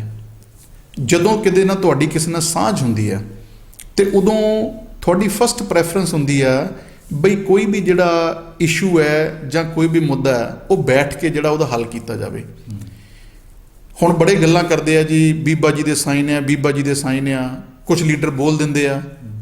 ਜਦੋਂ ਕੈਬਨਿਟ ਦੀ ਮੀਟਿੰਗ ਹੁੰਦੀ ਆ, ਕੈਬਨਿਟ ਦੀ ਮੀਟਿੰਗ ਦੇ ਵਿੱਚ ਇਸ਼ੂਜ਼ ਆਉਂਦੇ ਆ ਬਈ ਅੱਜ ਉਹ 'ਤੇ ਡਿਸਕਸ਼ਨ ਹੋਊਗੀ ਜੀ 370 ਧਾਰਾ ਦੇ ਬਾਬਤ, ਅੱਜ ਡਿਸਕਸ਼ਨ ਹੋਊਗੀ ਜੀ ਕਿਸਾਨੀ ਮੁੱਦੇ ਲਈ, ਅੱਜ ਡਿਸਕਸ਼ਨ ਹੋਊਗੀ ਜੀ ਜਿਹੜੀ ਸਮਾਰਟ ਸਿਟੀ ਬਣਾਉਣੀ ਉਹਦੇ ਵਾਸਤੇ, ਅੱਜ ਡਿਸਕਸ਼ਨ ਹੋਊਗੀ ਜੀ ਜਿਹੜਾ ਆ ਕੋਈ ਪੈਕੇਜ ਕਿਸੇ ਜਿਹੜੀ ਸਟੇਟ ਨੂੰ ਦੇਣਾ ਉਹਦੇ ਬਾਰੇ। ਉਹ ਕੈਬਨਿਟ ਦੀ ਮੀਟਿੰਗ ਦੇ ਵਿੱਚ ਉਹ ਸਾਰੇ ਮੁੱਦੇ ਡਿਸਕਸ ਕੀਤੇ ਜਾਂਦੇ ਆ ਤੇ ਜਿਹੜਾ ਉਹ ਕੈਬਨਿਟ ਦੀ ਮੀਟਿੰਗ ਨੂੰ ਅਟੈਂਡ ਕਰਨ ਜਾਣਾ ਜਿਹੜਾ ਹੁੰਦਾ ਉਹ ਰਜਿਸਟਰ ਦੇ ਉੱਤੇ ਹਾਜ਼ਰੀ ਲੱਗਦੀ ਆ। ਤੇ ਜੇਕਰ ਕੈਬਨਿਟ ਦੀ ਉਹ ਜਿਹੜੇ ਰਜਿਸਟਰ ਤੇ ਹਾਜ਼ਰੀ ਲੱਗਣ ਦੇ ਨਾਲ ਕਾਨੂੰਨ ਬਣ ਜਾਂਦੇ ਤਾਂ ਫਿਰ ਪਾਰਲੀਮੈਂਟ ਵਿੱਚ ਲਿਆਉਣ ਦੀ ਲੋੜ ਸੀ। ਜਦੋਂ ਉਹ ਜਿਹੜੇ ਡਿਸਕਸ ਹੋਣੇ ਸੀ, ਉਹ ਜਦੋਂ ਉੱਥੇ ਡਿਸਕਸ ਹੋਏ ਤਾਂ ਬੀਬਾ ਜੀ ਨੇ ਕਿਹਾ ਵੀ ਇਹ ਜਿਹੜੇ ਕਾਨੂੰਨ ਹੈ ਇਹ ਜਿਹੜੇ ਤੁਸੀਂ, ਉਹ ਕਹਿੰਦੇ ਜੇ ਖਰੜਾ ਤਿਆਰ ਕਰ ਰਹੇ ਆ ਬਈ ਇਹ ਤਾਂ ਉੱਥੇ ਹੋਣਾ। ਉਹ ਕਹਿੰਦੇ ਵੀ ਤੁਸੀਂ ਜਿਹੜਾ ਹੈ ਇਹਦੀ ਜਥੇਬੰਦੀਆਂ ਦੇ ਨਾਲ ਤੇ ਸਾਰਿਆਂ ਦੇ ਨਾਲ ਗੱਲਬਾਤ ਕਰਕੇ ਉਹ ਜਿਹੜੇ ਹੈਗੇ ਇਹਨਾਂ ਨੂੰ ਉੱਥੇ ਲਿਆਂਦਾ ਜਾਵੇ ਨਾ ਜੀ। ਉਹ ਕਹਿੰਦੇ ਖਰੜਾ ਤਿਆਰ ਹੋ ਰਿਹਾ। ਉਦੋਂ ਬਾਅਦ ਫਿਰ ਅੱਗੇ ਕਿਹੜੀ ਗੱਲ ਆ ਜਾਂਦੀ ਹੈ ਜੀ, ਜਿਹੜੀ ਸੂਬੇ ਦੀ ਗਵਰਨਮੈਂਟ ਹੋਵੇ ਫਿਰ ਉਹਦੀ ਜਿਹੜਾ ਉਹਦਾ ਮੈਂਬਰ ਜਿਹੜਾ ਹੈ ਉਹ ਜਾ ਕੇ ਉਹ ਪਾਰਟਿਸਿਪੇਟ ਕਰਦਾ ਹੈ। ਇੱਥੋਂ ਮੁੱਖ ਮੰਤਰੀ ਸਾਹਿਬ ਵੀ ਮੈਂਬਰ ਸੀ, ਸਰਦਾਰ ਮਨਪ੍ਰੀਤ ਸਿੰਘ ਬਾਦਲ ਵੀ ਸੀਗੇ। ਉਦੋਂ ਬਾਅਦ ਵਿੱਚ ਉਹਦੇ ਉੱਤੇ ਡਿਸਕਸ਼ਨਸ ਹੋਈਆਂ, ਉਹ ਸਾਰਾ ਕੁਝ ਹੋਇਆ, ਲੰਬਾ ਸਮਾਂ ਚੱਲੀਆਂ, ਇਹ ਮੀਟਿੰਗਾਂ ਕਰਦੇ ਰਹੇ ਉਹਦੇ ਵਿੱਚ ਜਾ ਕੇ, ਇਹ ਕਾਂਗਰਸ ਦੇ ਆਗੂ ਉਹਦੇ ਵਿੱਚ ਹਿੱਸਾ ਲੈਂਦੇ ਰਹੇ। ਤੇ ਉਹ ਤੋਂ ਬਾਅਦ ਫਿਰ ਜਥੇਬੰਦੀਆਂ ਨੇ ਜਦੋਂ ਬਿੱਲ ਲਿਆਉਣੇ ਸੀ, ਜਥੇਬੰਦੀਆਂ ਨੇ, ਅਸੀਂ ਵੀ ਗਏ ਸੀ ਬਾਦਲ ਪਿੰਡ, ਜਥੇਬੰਦੀਆਂ ਨੇ ਬਾਦਲ ਪਿੰਡ ਬਾਹਰ ਸਾਰੇ ਉੱਥੇ ਆਏ, ਉਹਨਾਂ ਨੇ ਆਣ ਕੇ ਗੱਲ ਕਹੀ ਬਈ ਜੀ ਅਸੀਂ ਇਹ ਮੰਗ ਕਰਦੇ ਹਾਂ ਵੀ ਜਿਹੜਾ ਆ ਕਾਨੂੰਨ ਆ ਰਹੇ ਆ ਵੀ ਇਹ ਨਾ ਆਉਣ। ਤਾਂ ਸਰਦਾਰ ਸੁਖਬੀਰ ਸਿੰਘ ਬਾਦਲ ਸਾਹਿਬ ਨੇ ਬਾਹਰ ਆਣ ਕੇ ਸੰਬੋਧਨ ਕੀਤਾ। ਪਹਿਲਾਂ ਜਥੇਬੰਦੀਆਂ ਨਾਲ ਅੰਦਰ ਮੀਟਿੰਗ ਹੋਈ ਉੱਥੇ ਆਗੂਆਂ ਨਾਲ, ਫਿਰ ਉਹਨੇ ਬਾਹਰ ਆਣ ਕੇ ਸੰਬੋਧਨ ਕੀਤਾ ਬਈ ਤੁਸੀਂ ਦੱਸੋ ਕਿੱਦਾਂ ਚਾਹੁੰਦੇ ਆ। ਉਹ ਕਹਿੰਦੇ ਵੀ ਅਸੀਂ ਜਾਣੀ ਕਿ ਇਹ ਚੀਜ਼ ਚਾਹੁੰਦੇ ਆ ਵੀ ਜਿਹੜੇ ਕਾਨੂੰਨ ਆਉਣੇ ਆ ਬਈ ਉਹਨਾਂ ਕਾਨੂੰਨਾਂ ਦੇ ਵਿੱਚ ਜਿਹੜਾ ਹੈਗਾ ਉਹ ਖਿਲਾਫ ਨਾ ਹੋਣ ਕਿਸਾਨੀ ਦੇ, ਠੀਕ ਹੈ ਨਾ। ਉਦੋਂ ਬਾਅਦ ਕੀ ਹੋਇਆ, ਸਾਂਝ ਸੀਗੀ, ਕਿੱਦਾਂ ਮੁੱਕਰ ਸਕਦੇ, ਨਹੀਂ ਸਾਂਝ ਸੀ, ਪੁਰਾਣਾ ਰਿਸ਼ਤਾ ਸੀ। ਉਹ ਤੋਂ ਬਾਅਦ ਵਿੱਚ ਉਹਨਾਂ ਨੇ ਜੋ ਕਿਹਾ, ਸ਼੍ਰੋਮਣੀ ਅਕਾਲੀ ਦਲ ਨੇ, ਬੀਬਾ ਹਰਸਿਮਰਤ ਕੌਰ ਬਾਦਲ ਔਰ ਅਕਾਲੀ ਦਲ ਨੇ, ਅਸੀਂ ਜਾ ਕੇ ਉਹਨਾਂ ਨਾਲ ਗੱਲ ਕੀਤੀ, ਬੀਜੇਪੀ ਦੇ ਨਾਲ ਇਹਨਾਂ ਨੇ ਗੱਲ ਕੀਤੀ। ਜਦੋਂ ਉਹਨਾਂ ਨਾਲ ਗੱਲ ਕੀਤੀ ਉਹਨੇ ਸਾਨੂੰ ਵੀ ਚਿੱਠੀ ਦੇ ਦਿੱਤੀ ਬਈ ਜੀ ਜਿਹੜੇ ਤੁਹਾਡੇ ਖਦਸ਼ੇ ਆ ਇਹ ਨਹੀਂ ਹੋਣਗੇ। ਉਹਨੇ ਚਿੱਠੀ ਦਿੱਤੀ, ਇਹ ਸਾਡੀ ਅਕਾਲੀ ਦਲ ਨੇ ਵੀ ਲੋਕਾਂ ਨੂੰ ਦੇ ਦਿੱਤੀ ਚਿੱਠੀ, ਉਹ ਵੀ ਉਹਦੇ ਵਿੱਚ ਜੋ ਸੀਗਾ ਜਿਹੜਾ ਅੱਜ ਕੱਲ੍ਹ ਹੁੰਦਾ ਨਾ ਵੀ ਚਿੱਠੀਆਂ ਦਿਖਾਉਂਦੇ ਸੀ, ਉਹਨਾਂ ਨੇ ਦੇ ਦਿੱਤੀ ਤੇ ਲੋਕਾਂ ਨੂੰ ਦੇ ਦਿੱਤੀ ਵੀ ਉਹਨਾਂ ਨੇ ਆਹ ਗੱਲ ਕਹੀ। ਪਰ ਜਿੱਦਣ ਕਾਨੂੰਨ ਆਉਣੇ ਸੀ, ਸਹੀ ਇਹ ਆ ਵੀ ਬੀਜੇਪੀ ਨੇ ਉਦੋਂ ਸ਼੍ਰੋਮਣੀ ਅਕਾਲੀ ਦਲ ਨੂੰ ਵੀ ਧੋਖੇ 'ਚ ਰੱਖਿਆ ਤੇ ਜਿਹੜੇ ਬੀਬਾ ਹਰਸਿਮਰਤ ਕੌਰ ਬਾਦਲ ਉਹਨਾਂ ਨੂੰ ਵੀ, ਸਰਦਾਰ ਸੁਖਬੀਰ ਸਿੰਘ ਬਾਦਲ ਨੂੰ ਵੀ। ਤੇ ਫਿਰ ਜਦੋਂ ਉਹਨਾਂ ਨੇ ਧੋਖੇ 'ਚ ਰੱਖਿਆ ਤਾਂ ਫਿਰ ਸਾਡੇ ਦੋਵੇਂ ਮੈਂਬਰ ਪਾਰਲੀਮੈਂਟ ਸਰਦਾਰ ਸੁਖਬੀਰ ਸਿੰਘ ਬਾਦਲ ਤੇ ਬੀਬਾ ਹਰਸਿਮਰਤ ਕੌਰ ਬਾਦਲ ਜੀ ਨੇ ਉੱਥੇ ਗੱਲ ਕਹੀ ਵੀ ਇਹ ਤੁਹਾਨੂੰ ਨਹੀਂ ਲਿਆਉਣੇ ਚਾਹੀਦੇ। ਫਿਰ ਉਦੋਂ ਬਾਅਦ ਅਸੀਂ ਰਿਜ਼ਾਈਨ ਕਰਤਾ, ਅਸੀਂ ਸਰਕਾਰ ਵੀ ਛੱਡ ਦਿੱਤੀ। ਤੇ ਹੁਣ ਕਈ ਗੱਲ ਕਰਦੇ ਆ ਨਹੀਂ ਜੀ ਇੱਦਾਂ ਅਸੀਂ ਅਸਤੀਫਾ ਦਵਾ ਲਿਆ, ਫਲਾਨਾ ਦਵਾ ਲਿਆ। ਹਰਿਆਣੇ ਦੇ ਵਿੱਚ ਸਰਕਾਰ ਹੈ ਬੀਜੇਪੀ ਦੀ, ਦਵਾਉਣ ਤਾਂ ਅਸਤੀਫਾ ਕਿਸੇ ਕੋਲੋਂ। ਸੋਮ ਪ੍ਰਕਾਸ਼ ਜੀ MP ਹੈ, ਸਟੇਟ ਦੇ ਮਿਨਿਸਟਰ ਆ, ਦਵਾਉਣ ਤਾਂ ਉਹਨਾਂ ਕੋਲੋਂ ਅਸਤੀਫਾ।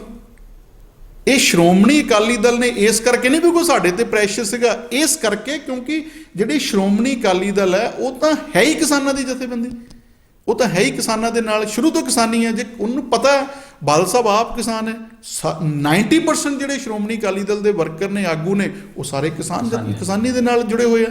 ਇਹਦੇ ਲਈ ਜਿਹੜਾ ਕਈ ਲੋਕ ਪ੍ਰਚਾਰ ਕਰਦੇ ਆ ਸਾਈਨ ਆ ਜੀ ਜਾਂ ਇਦਾਂ ਹੋ ਗਿਆ, ਇਹ ਨਹੀਂ, ਇਹ ਗੱਲਾਂ ਜਿਹੜੀਆਂ ਫੈਕਟਸ ਦਿਖਾਓ ਕਿੱਥੇ ਸਾਈਨ ਆ ਜੀ। ਖਹਿਰਾ ਸਾਹਿਬ, ਮਹਿੰਗਾਈ ਦੀ ਮਾਰ ਨੇ ਇਸ ਵੇਲੇ ਦੁਨੀਆ ਤਰ੍ਹਾਂ ਕਰਨ, ਖਾਸ ਕਰਕੇ ਆਪਣਾ ਗਰੀਬ ਭਾਈਚਾਰਾ ਅੱਜ ਕਹਿ ਸਕਦੇ ਤਰ੍ਹਾਂ ਕਰਨ ਲਾਇਆ ਹੋਇਆ। ਹੁਣੇ ਹਿਮਾਚਲ ਪ੍ਰਦੇਸ਼ ਜਾਂ ਬਾਕੀ ਸੂਬਿਆਂ ਦੇ ਵਿੱਚ ਜਿਹੜੀਆਂ ਬਾਈ ਇਲੈਕਸ਼ਨਾਂ ਵੀ ਹੋਈਆਂ ਤੇ ਬੀਜੇਪੀ ਨੂੰ ਮੂੰਹ ਦੀ ਖਾਣੀ ਪਈ। ਹਿਮਾਚਲ ਪ੍ਰਦੇਸ਼ ਦੇ ਵਿੱਚ ਵੀ ਵੱਡੇ ਪੱਧਰ ਤੇ ਜਿਹੜੀ ਆ ਬੀਜੇਪੀ ਨੂੰ ਹਾਰ ਹੋਈ। 10 ਰੁਪਏ ਦੇ ਨੇੜੇ ਤੇੜੇ ਦਾ ਰੇਟ ਉਹਨਾਂ ਨੇ ਘਟਾ ਦਿੱਤਾ ਐਕਸਾਈਜ਼ ਡਿਊਟੀ ਦੇ ਤੇ। ਹੁਣੀ ਮੀਟਿੰਗ ਚੱਲ ਰਹੀ ਸੀ ਆਪਣੀ ਪੰਜਾਬ ਕੈਬਨਿਟ ਦੀ, ਉਹਨਾਂ ਨੇ ਵੀ 5 ਰੁਪਏ ਜਿਹੜੇ ਆ ਡੀਜ਼ਲ ਤੇ 10 ਰੁਪਏ ਪੈਟਰੋਲ ਤੇ ਘਟਾ ਦਿੱਤੇ ਆ।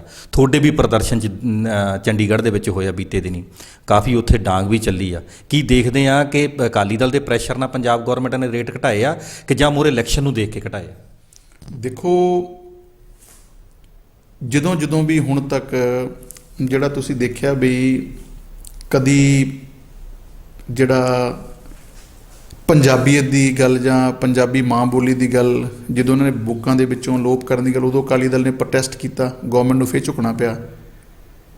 ਉਦੋਂ ਬਾਅਦ ਵਿੱਚ ਵਿਧਾਨ ਸਭਾ ਦੇ ਵਿੱਚ ਬਹੁਤ ਮੁੱਦੇ ਇੱਦਾਂ ਦੇ ਸੀ ਜਿਹਦੇ ਵਿੱਚ ਜਦੋਂ ਅਕਾਲੀ ਦਲ ਨੇ ਸਰਕਾਰ ਬੈਕਫੁੱਟ 'ਤੇ ਆਈ, ਅਤੇ ਹੁਣ ਵੀ ਜਿਹੜਾ ਹੋਇਆ ਉਹਦੇ ਵਿੱਚ ਜਿਹੜਾ ਹੈਗਾ ਜੋ ਪੈਟਰੋਲ ਡੀਜ਼ਲ ਦੀਆਂ ਕੀਮਤਾਂ ਅਤੇ ਜਿਹੜੀ ਫਸਲ ਦੀ ਤਬਾਹੀ ਹੋਈ ਹੈ ਉਹਦੀ ਬਾਬਤ ਜਿਹੜਾ ਕੱਲ੍ਹ ਚੰਡੀਗੜ੍ਹ ਦੇ ਵਿੱਚ ਧਰਨਾ ਦਿੱਤਾ, ਅਸੀਂ ਵੀ ਗਏ ਸੀ। ਸਰਦਾਰ ਬਾਦਲ ਜਦੋਂ ਮੁੱਖ ਮੰਤਰੀ ਸੀ ਤਾਂ ਜਦੋਂ ਉਹਨੂੰ ਮਿਲਣ ਜਾਂਦਾ ਸੀ ਨਾ ਜੀ, ਤਾਂ ਉਹ ਗੇਟ 'ਤੇ ਬਾਹਰ ਕੁਰਸੀ ਢਾਹ ਕੇ ਬਹਿੰਦੇ ਸੀ ਵੀ ਮੈਨੂੰ ਪੰਜਾਬ ਦੇ ਲੋਕਾਂ ਨੇ ਮੁੱਖ ਮੰਤਰੀ ਬਣਾਇਆ, ਤਾਂ ਲੋਕਾਂ ਦੀ ਸੁਣਦੇ ਸੀ। ਅਤੇ ਚੰਨੀ ਸਾਹਿਬ ਨੇ ਕੱਲ੍ਹ ਉੱਥੇ ਕਿਹੜੇ ਗੱਲ ਲਈ ਗਏ ਸੀ? ਅਕਾਲੀ ਦਲ ਦੇ ਆਗੂ ਸਾਹਿਬਾਨ ਜਾਂ ਜਿਹੜੇ ਉੱਥੇ ਟੀਚਰ ਸੀ ਹੋਰ ਉਹ ਕਿਹੜੇ ਗੱਲ ਲਈ ਗਏ ਸੀ? ਮੁੱਦਿਆਂ ਲਈ ਗਏ ਸੀ। ਤਾਂ ਮੁੱਖ ਮੰਤਰੀ ਸਾਹਿਬ ਨੂੰ ਸੁਣਨੀ ਚਾਹੀਦੀ ਸੀ ਗੱਲ। ਉਹਨਾਂ ਨੂੰ ਉੱਥੇ ਜਿਹੜਾ ਉਹਨਾਂ ਦੀ ਗੱਲ ਮੰਗਾਂ ਕੀ ਸੀ? ਜਿਹੜੀ ਫਸਲਾਂ ਦੇ ਜਿਹੜੇ ਮੁਆਵਜ਼ੇ ਦੀ ਗੱਲ ਸੀ, ਮੰਗਾਂ ਕੀ ਸੀ? ਪੈਟਰੋਲ ਡੀਜ਼ਲ ਦੀਆਂ ਕੀਮਤਾਂ ਦੀ ਗੱਲ ਸੀ। ਅੱਜ ਜੇ ਉਹਨਾਂ ਨੇ ਕੈਬਨਿਟ ਦੇ ਵਿੱਚ ਜਿਹੜੀ ਇਹ ਗੱਲ ਕੀਤੀ ਆ, ਜੇ ਇਕੱਲੇ ਹੀ ਉਹ ਸੁਣ ਲੈਂਦੇ ਤਾਂ ਗੱਲ ਸੁਣਦੇ ਤਾਂ ਉੱਥੇ ਨਾ ਲਾਠੀ ਚਲਾਉਣ ਦੀ ਲੋੜ ਪੈਣੀ ਸੀ, ਨਾ ਜਿਹੜਾ ਹੈਗਾ ਉੱਥੇ ਕੋਈ ਹੋਰ ਇਹਨੂੰ ਕਰਨ ਦੀ ਲੋੜ ਪੈਣੀ ਸੀ। ਮੁੱਖ ਮੰਤਰੀ ਕਿਹੜੇ ਕੰਮ ਲਈ ਹੁੰਦਾ? ਮੁੱਖ ਮੰਤਰੀ ਲੋਕ ਬਣਾਉਂਦੇ ਆ, ਉਹ ਲੋਕਾਂ ਦੀਆਂ ਸਮੱਸਿਆਵਾਂ ਸੁਣਨ ਲਈ ਹੈ। ਜੇ ਸਰਦਾਰ ਬਾਦਲ ਕਰ ਸਕਦੇ ਸੀ, ਜਿਹੜੇ 5 ਵਾਰੀ ਮੁੱਖ ਮੰਤਰੀ ਬਣੇ ਆ, ਤੇ ਇਹਨਾਂ ਨੂੰ ਤਾਂ ਚਾਹੀਦੇ ਸੀ, ਕਿਉਂਕਿ ਇਹ ਤਾਂ ਹਜੇ ਹੁਣੇ ਹੀ 5ਵੇਂ ਨੰਬਰ ਤੋਂ ਇਹਨਾਂ ਦਾ ਨੰਬਰ ਲੱਗਾ, ਇਹਨੂੰ ਤਾਂ ਵੈਸੇ ਹੀ ਪਹਿਲ ਕਦਮੀ ਬਣਾਉਣੀ ਚਾਹੀਦੀ। ਜਦੋਂ ਸਰਦਾਰ ਚਰਨਜੀਤ ਸਿੰਘ ਚੰਨੀ ਜਦੋਂ ਬਰਾਤ ਜਾਂਦੀ ਹੈ ਤਾਂ ਉਹਦੇ ਵਿੱਚ ਜਦੋਂ ਖੜੇ ਕਰਕੇ ਸ਼ਗਨ ਦੇ ਸਕਦੇ ਆ, ਠੀਕ ਹੈ ਨਾ ਜੀ, ਮਾੜਾ ਨਹੀਂ ਮੈਂ ਕਹਿੰਦਾ, ਤਾਂ ਕਿ ਜਦੋਂ ਇੰਨੇ ਲੋਕ ਮਤਲਬ ਗਏ ਹੁਣ ਮਿਲਣ ਤਾਂ ਕਿ ਉਹਨੂੰ ਮਿਲ ਨਹੀਂ ਸਕਦੇ? ਮਿਲਣਾ ਚਾਹੀਦਾ ਸੀ। ਔਰ ਜਿਹੜਾ ਉੱਥੇ ਪੁਲਿਸ ਨੇ ਜੋ ਕੀਤਾ, ਘੱਟੋ ਘੱਟ ਵੀ 3-4 ਜਣਾਂ ਦੀਆਂ ਬਾਹਾਂ ਜਿਹੜੀਆਂ ਉੱਥੇ ਟੁੱਟੀਆਂ, ਇੱਕ ਉਹ ਲੜਕੇ ਉਹਦੇ ਇੱਥੇ ਮੱਥੇ ਦੇ ਉੱਤੇ, ਔਰ ਕਿੱਦਾਂ ਬੇਰਹਿਮੀ ਨਾਲ ਕੁੱਟਿਆ। ਮੈਂ ਕਹਿੰਦਾ ਇੱਦਾਂ ਦਾ ਕੋਈ ਦੁਸ਼ਮਣ ਵੀ ਨਹੀਂ ਕਰਦਾ। ਇਹਦੇ ਲਈ ਜੋ ਕੱਲ੍ਹ ਕੀਤਾ ਇਹਨਾਂ ਨੇ, ਉਹਦੇ ਤੋਂ ਸਾਫ਼ ਜਿਹੜਾ ਉਹ ਜ਼ਾਹਰ ਆ ਵੀ ਇਹ ਜਿਹੜੀ ਲੋਕਾਂ ਦੀ ਆਵਾਜ਼ ਹੈ ਉਹਨੂੰ ਦਬਾਉਣਾ ਚਾਹੁੰਦੇ ਆ। ਔਰ ਜੇਕਰ ਅੱਜ ਉਹ 5 ਰੁਪਏ ਸਸਤਾ ਹੋ ਸਕਦਾ ਤਾਂ ਨਿਰੰਤਰ ਪੌਣੇ 5 ਸਾਲ ਕਿਉਂ ਮਹਿੰਗਾ ਸੀ? ਉਹਨੂੰ ਫਿਰ ਕਿਉਂ ਲੋਕਾਂ ਦਾ ਖੂਨ ਚੂਸਦੇ ਆ? ਕੰਮ ਹੀ ਉਹ ਕਰਨੇ ਚਾਹੀਦੇ ਆ। ਜਦੋਂ ਜੇ ਡਿਊਟੀ ਮਿਲੀ ਹੈ ਤਾਂ ਉਹਨੂੰ ਡਿਊਟੀ ਨੂੰ ਜ਼ਰੂਰੀ ਨਹੀਂ ਕਿ ਐਂਡ ਵਾਲੇ ਇਲੈਕਸ਼ਨ ਦੇ ਵਿੱਚ 2 ਮਹੀਨੇ ਪਹਿਲਾਂ ਉੱਦਾਂ ਇਮਾਨਦਾਰੀ ਨਾਲ ਉਹਨੂੰ 365 ਦਿਨ, ਪੂਰਾ ਸਾਲ, ਪੂਰੇ 5 ਸਾਲ ਉਹਨੂੰ ਉਸੇ ਹੀ ਤਰੀਕੇ ਨਾਲ ਨਿਭਾਉਣਾ ਚਾਹੀਦਾ ਤਾਂ ਕਿ ਲੋਕ ਗੁਣ ਗਾਉਣ। ਹੁਣ 2 ਕਰਨ ਦੇ ਨਾਲ ਫਾਰਮਾਂ ਨਾਲ 5 ਰੁਪਏ ਹੁਣ ਘਟਾਉਣ ਨਾਲ ਇਹਨਾਂ ਕੋਲ ਬਹੁਤਾ ਫਰਕ ਨਹੀਂ ਪੈਣ ਵਾਲਾ ਜੀ। ਖਹਿਰਾ ਸਾਹਿਬ, ਅੰਤਮ ਸਵਾਲ, ਤੁਸੀਂ ਬਸਪਾ 'ਚੋਂ ਆਏ ਹੋ, ਸ਼੍ਰੋਮਣੀ ਅਕਾਲੀ ਦਲ ਦੇ ਵਿੱਚ ਇਸ ਵੇਲੇ MLA ਦੀ ਸੇਵਾ ਨਿਭਾ ਰਹੇ ਹੋ। ਕੁਛ ਬਸਪਾ ਦਾ ਕੇਡਰ ਇੱਦਾਂ ਦਾ ਹੈ ਜਿਹੜਾ ਕਿ ਬਸਪਾ 'ਚੋਂ ਜਿਹੜੇ ਦੂਜੀਆਂ ਪਾਰਟੀਆਂ 'ਚ ਲੀਡਰ ਚਲੇ ਗਏ, ਉਹਨਾਂ ਲਈ ਖੁੰਦਕ ਬੜੀ ਰੱਖਦਾ। ਤੁਹਾਡਾ ਹੁਣ ਇਸ ਵੇਲੇ ਉਹਨਾਂ ਨਾਲ ਗੱਠਜੋੜ ਹੋ ਗਿਆ, ਕੀ ਲੱਗਦਾ ਆ ਕਿ ਜਿਹੜਾ ਫਲੋਰ ਦਾ ਬਸਪਾ ਦਾ ਨਾਰਾਜ਼ ਧੜਾ ਇਸ ਵੇਲੇ ਬੈਠਾ ਆ, ਉਹ ਆਉਣ ਵਾਲੇ ਸਮੇਂ 'ਚ ਤੁਹਾਡੇ ਲਈ ਮੁਸ਼ਕਲਾਂ ਖੜੀਆਂ ਕਰ ਸਕਦਾ?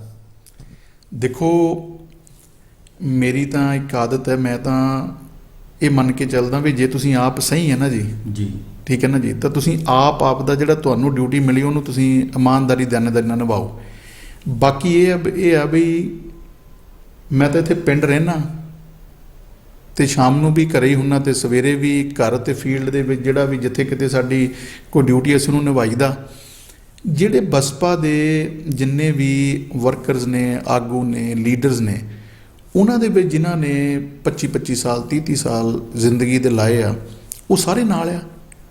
ਬਾਕੀ ਇਹ ਚੀਜ਼ ਹੈ ਵੀ ਗੱਲ ਸੋਚਦੀ ਹੈ। ਸਾਹਿਬ ਕਾਂਸ਼ੀ ਰਾਮ ਜਿਹੜੇ ਬਹੁਜਨ ਸਮਾਜ ਪਾਰਟੀ ਦੇ ਫਾਊਂਡਰ ਮੈਂਬਰ ਸੀ, ਸੰਸਥਾਪਕ ਸੀ, ਉਹ ਕਹਿੰਦੇ ਹੁੰਦੇ ਸੀ ਵੀ ਕਈ ਵਾਰ ਵੱਡੇ ਹਿੱਤ ਨੂੰ ਮੁੱਖ ਰੱਖ ਕੇ ਛੋਟੇ ਛੱਡਣੇ ਪੈਂਦੇ ਆ, ਅਤੇ ਤਿਆਗ ਅਤੇ ਸੰਘਰਸ਼, ਉਹ ਕਹਿੰਦੇ 2 ਗੱਲਾਂ ਜਿਹੜੀਆਂ ਉਹਨਾਂ ਨੂੰ ਲੈ ਕੇ ਚੱਲਣਾ। ਔਰ ਜਿੱਦਣ ਦਾ ਸਮਝੌਤਾ ਹੋਇਆ, ਮੈਂ ਸਮਝਦਾ ਵੀ ਪੂਰੇ ਪੰਜਾਬ ਦੇ ਵਿੱਚ ਜਿਹੜਾ ਬਹੁਜਨ ਸਮਾਜ ਪਾਰਟੀ ਦਾ ਵਰਕਰ ਹੈ ਜਾਂ ਆਗੂ ਨੇ, ਉਹ ਬੜੇ ਖੁਸ਼ ਨੇ। ਕਿਉਂਕਿ ਦੇਖੋ, ਮੈਂ ਸਾਫ਼ ਕਹਿਣਾ, ਅਕਾਲੀ ਦਲ ਤਾਂ ਪਹਿਲਾਂ ਵੀ ਰਾਜ ਸੱਤਾ ਦੇ ਵਿੱਚ ਸੀਗਾ, ਪਰ ਐਤਕੀ ਇੱਕ ਜਿਹੜਾ ਹੈਗਾ ਅਲੱਗ ਤੋਂ ਗਵਰਨਮੈਂਟ ਬਣਨੀ ਜਿਹਦੇ ਵਿੱਚ ਬਹੁਜਨ ਸਮਾਜ ਪਾਰਟੀ ਦੀ ਹਿੱਸੇਦਾਰੀ ਹੋਣੀ, ਔਰ ਹਾਥੀ ਵੀ ਜਿੱਤ ਕੇ ਜਾਣਾ। ਔਰ ਇਹਦੇ ਲਈ ਜਿੱਥੇ ਵੀ ਬਹੁਜਨ ਸਮਾਜ ਪਾਰਟੀ ਦੇ ਵਰਕਰ ਬੈਠੇ ਆ, ਉਹ ਸਾਰੇ ਬੜੇ ਖੁਸ਼ ਨੇ, ਬੜੇ ਉਤਸ਼ਾਹਿਤ ਨੇ। ਹਾਂ, ਤੁਹਾਡੀ ਗੱਲ ਜਿਹੜੀ ਆ ਉਹਦੇ ਵਿੱਚ ਹੋ ਸਕਦਾ ਹੈ ਕੋਈ ਜਿਹੜਾ ਹੈਗਾ ਕੋਈ ਆਗੂ 1 2 4 ਹੋ ਸਕਦੇ ਆ, ਮੈਂ ਇਹ ਨਹੀਂ ਕਹਿੰਦਾ। ਉਹ ਭਾਈ ਭਰਾ ਨੇ ਸਾਡੇ, ਮੇਰੀ ਤਾਂ ਕੋਸ਼ਿਸ਼ ਇਹ ਹੋਊਗੀ ਵੀ ਸਾਨੂੰ ਨਾਲ ਲੈ ਕੇ ਚੱਲੀਏ, ਮੇਰੀ ਤਾਂ ਕੋਸ਼ਿਸ਼ ਹੈ ਵੀ ਸਾਨੂੰ ਨਾਲ ਲੈ ਕੇ ਚੱਲੀਏ। ਬਾਕੀ ਜਿਹੜਾ ਸਾਹਿਬ ਕਾਂਸ਼ੀ ਰਾਮ ਜੀ ਦਾ ਜਿਹੜਾ ਮੂਵਮੈਂਟ ਨਾਲ ਜੁੜਿਓ ਲੋਕ ਆ ਜਾਂ ਵਰਕਰ ਆ, ਉਹਨਾਂ ਨੂੰ ਮੈਂ ਸਮਝਦਾ ਵੀ ਸਾਰਾ ਪਤਾ ਹੈ, ਵੀ ਵਿਰੋਧੀਆਂ ਦੀਆਂ ਚਾਲਾਂ ਦਾ ਵੀ ਪਤਾ ਹੈ, ਉਹਨਾਂ ਨੂੰ ਇਹ ਵੀ ਪਤਾ ਹੈ ਵੀ ਜਿਹੜੀ ਕਾਂਗਰਸ ਹੈ ਉਹ ਤਾਂ ਬਾਬਾ ਸਾਹਿਬ ਡਾਕਟਰ ਅੰਬੇਡਕਰ ਸਾਹਿਬ ਦੀ ਨਹੀਂ ਹੋਈ, ਠੀਕ ਹੈ ਨਾ ਜੀ। ਤੇ ਬਾਬਾ ਸਾਹਿਬ ਡਾਕਟਰ ਅੰਬੇਡਕਰ ਸਾਹਿਬ ਤਾਂ ਇੱਥੇ ਤੱਕ ਕਹਿੰਦੇ ਹੁੰਦੇ ਸੀ ਵੀ ਕਾਂग्रेस एक जलता हुआ महल है, जो इसमें जाएगा वो खाक हो जाएगा। और जो कांग्रेस षड्यंत्र रच रही है भी शायद ਅਸੀਂ ਕੁਛ ਨਾ ਕੁਛ ਕਰਕੇ ਕਿਸੇ ਨੂੰ ਡਿਮੋਰਲਾਈਜ਼ ਕਰਕੇ ਜਾਂ ਕੁਛ ਹੋਰ ਕਰਕੇ ਇਹ ਜਿਹੜਾ ਬਹੁਜਨ ਸਮਾਜ ਪਾਰਟੀ ਤੇ ਸ਼੍ਰੋਮਣੀ ਅਕਾਲੀ ਦਲ ਦਾ ਗੱਠਜੋੜ ਬਣਿਆ, ਜਿਹਨੇ ਸਰਕਾਰ ਬਣਾਉਣੀ ਹੈ ਵੀ ਸ਼ਾਇਦ ਇਹਨੂੰ ਰੋਕ ਸਕਣ, ਤਾਂ ਮੈਂ ਸਮਝਦਾ ਵੀ ਤੂਫਾਨ ਹੈ, ਰੁਕਣਾ ਨਹੀਂ। ਔਰ ਇਹਦੇ ਲਈ ਸ਼੍ਰੋਮਣੀ ਅਕਾਲੀ ਦਲ ਔਰ ਬਹੁਜਨ ਸਮਾਜ ਪਾਰਟੀ ਦੀ ਲੀਡਰਸ਼ਿਪ ਨੇ ਜੋ ਫੈਸਲਾ ਲਿਆ ਹੈ, ਉਹ ਜਿਹੜਾ ਫੈਸਲਾ ਆ ਉਹ ਆਉਣ ਵਾਲੇ ਟਾਈਮ ਦੇ ਵਿੱਚ ਜਿੱਥੇ ਸਰਕਾਰ ਬਣਾਊਗਾ ਉੱਥੇ ਪਿੰਡਾਂ ਦੇ ਵਿੱਚ ਜਿਹੜੀ ਭਾਈਚਾਰਕ ਸਾਂਝ ਹੈ ਤੇ ਜਿਹੜੀ ਅਮਨ ਸ਼ਾਂਤੀ ਹੈ, ਭਾਈਚਾਰਕ ਸਾਂਝ ਹੋਰ ਵੀ ਮਜ਼ਬੂਤ ਹੋਊਗੀ। ਔਰ ਇਹ ਬਹੁਤ ਇਤਿਹਾਸਕ ਗੱਠਜੋੜ ਹੋਊਗਾ। ਔਰ ਇਹ ਇਕੱਲਾ ਇਹ ਨਹੀਂ ਵੀ ਇਹ ਕੋਈ 2 4 6 ਮਹੀਨੇ ਦੀ ਗੱਲ ਹੈ, ਇਹ ਬੜਾ ਲੰਬਾ ਸਮਾਂ ਚੱਲੂਗਾ। ਔਰ ਇਹ ਜਿਹੜਾ ਗੱਠਜੋੜ ਹੈ ਇਹ ਦਿੱਲੀ ਤੱਕ ਭੈਣ ਕੁਮਾਰੀ ਮਾਇਆਵਤੀ ਜੀ ਨੂੰ ਪ੍ਰਧਾਨ ਮੰਤਰੀ ਬਣਾਉਣ ਤੱਕ ਜਿਹੜਾ ਹੈਗਾ ਇਹ ਗੱਠਜੋੜ ਭੂਮਿਕਾ ਨਿਭਾਊਗਾ। ਖਹਿਰਾ ਸਾਹਿਬ, ਤੁਹਾਡਾ ਬਹੁਤ ਬਹੁਤ ਧੰਨਵਾਦ ਜੀ। ਥੈਂਕ ਯੂ ਜੀ, ਥੈਂਕ ਯੂ, ਧੰਨਵਾਦ। ਇਹ ਸਨ ਸਰਦਾਰ ਬਲਦੇਵ ਸਿੰਘ ਖਹਿਰਾ MLA ਫਲੌਰ, ਜਿਨ੍ਹਾਂ ਨੇ ਬੜੀ ਬੇਬਾਕੀ ਦੇ ਨਾਲ ਦੱਸਿਆ ਕਿ ਕਿਸਾਨੀ ਬਿੱਲਾਂ ਤੇ ਸ਼੍ਰੋਮਣੀ ਅਕਾਲੀ ਦਲ ਨੇ ਕੀ ਸਟੈਂਡ ਲਿਆ ਸੀ ਤੇ ਲੋਕਾਂ ਵਿੱਚ ਜਿਹੜੀ ਗੱਲ ਫੈਲਾਈ ਜਾ ਰਹੀ ਆ ਉਹ ਸੱਚ ਨਹੀਂ ਹੈ। ਖਾਸ ਕਰਕੇ ਫਲੌਰ ਸ਼ਹਿਰ ਦੀਆਂ ਸਮੱਸਿਆਵਾਂ ਜੂਹੇ ਦੀ ਹੋ ਗਈ, ਗੈਰ ਕਾਨੂੰਨੀ ਮਾਈਨਿੰਗ ਦੀ ਹੋ ਗਈ, ਜਾਂ ਲਾਅ ਐਂਡ ਆਰਡਰ ਨੂੰ ਲੈ ਕੇ ਜਿਹੜੀ ਸਥਿਤੀ ਬਣੀ ਹੋਈ ਆ, ਉਹਦੇ ਲਈ ਉਹਨੇ ਸਰਕਾਰ ਤੋਂ ਮੰਗ ਕੀਤੀ ਆ ਕਿ ਫਲੌਰ ਹਲਕੇ ਨੂੰ ਵਿਸ਼ੇਸ਼ ਤੌਰ ਤੇ ਧਿਆਨ ਦਿੱਤਾ ਜਾਵੇ। ਬਸਪਾ ਦੇ ਨਾਰਾਜ਼ ਕੇਡਰ ਦੀ ਉਹਨਾਂ ਨੇ ਗੱਲ ਕੀਤੀ ਕਿ ਆਉਣ ਵਾਲੇ ਦਿਨਾਂ ਦੇ ਵਿੱਚ ਜੇ ਕੋਈ 2 4 ਭਾਈ ਭਰਾ ਜਿਹੜੇ ਕੋਈ ਨਾਰਾਜ਼ ਨੇ ਉਹਨਾਂ ਨੂੰ ਵੀ ਮਨਾ ਕੇ ਪਾਰਟੀ ਦੇ ਨਾਲ ਤੋਰ ਲਿਆ ਜਾਵੇਗਾ। ਤਾਂ ਆਉਣ ਵਾਲੇ ਸਮੇਂ ਦੇ ਵਿੱਚ ਬਸਪਾ ਦੀ ਤੇ ਸ਼੍ਰੋਮਣੀ ਅਕਾਲੀ ਦਲ ਦੀ ਜਦੋਂ ਵੋਟ ਇਕੱਠੀ ਹੁੰਦੀ ਆ ਤੇ ਫਲੌਰ ਸੀਟ ਜਿਹੜੀ ਆ ਉਹ ਸ਼੍ਰੋਮਣੀ ਅਕਾਲੀ ਦਲ ਲਈ ਬਹੁਤ ਹੀ ਮਜ਼ਬੂਤ ਸੀਟ ਮੰਨੀ ਜਾਂਦੀ ਆ। ਦੇਖਦੇ ਆਉਣ ਵਾਲੇ ਸਮੇਂ ਦੇ ਵਿੱਚ ਆਮ ਆਦਮੀ ਪਾਰਟੀ ਜਾਂ ਕਾਂਗਰਸ ਜਾਂ ਹੋਰ ਕੋਈ ਜਿਹੜੇ ਧੜੇ ਲੜਦੇ ਨੇ ਉਹ ਆਪਣਾ ਕੀ ਪ੍ਰਦਰਸ਼ਨ ਕਰ ਪਾਉਂਦੇ ਨੇ। ਤੁਸੀਂ ਜੁੜੇ ਰਹੋ ਪੰਜਾਬੀ ਨੈਸ਼ਨਲ TV ਦੇ ਨਾਲ। ਉਮੀਦ ਤੁਹਾਡੀ ਕੋਸ਼ਿਸ਼ ਸਾਡੀ ਜਾਰੀ ਰਹੇਗੀ।